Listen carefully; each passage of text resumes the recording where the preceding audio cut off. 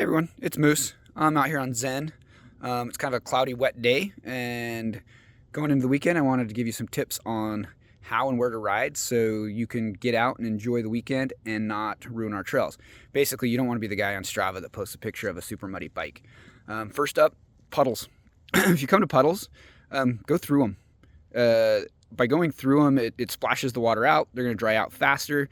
Typically, if water is there, it's standing on something really hard like sandstone, or you're probably not going to sink into it and do much damage after the fact.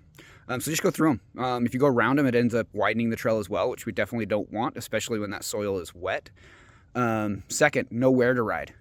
Most of our trails in southern Utah are really good at dissipating water, so you can ride pretty much any time of the year. Zen's great, Paradise, City Creek, Boy Scout, anywhere that there's a high concentration of sand in the soil, you should be good to go.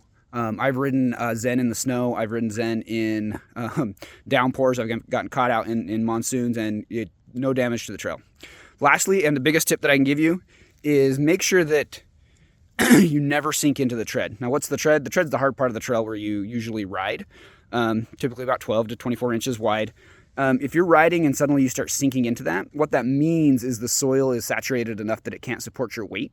And that's especially important on our clay trails, Bear Claw Poppy area, Gem area, is that soil, as you sink into it, if it doesn't get smoothed back out, that rut will stay and turn basically into cement as it dries, which makes it very rough and unfun to ride after the fact. So if you start to sink in, best thing to do is just turn around, especially if you're on those clay trails, as they are going to end up destroying your bike as well, as that clay, as you go through it, is going to start sticking to your bike, and pretty soon your brakes and drivetrain and everything are just going to be covered in it, and it is not good for your bike either. So avoid being the guy on Strava posting the mud pictures, and get out and enjoy the weekend.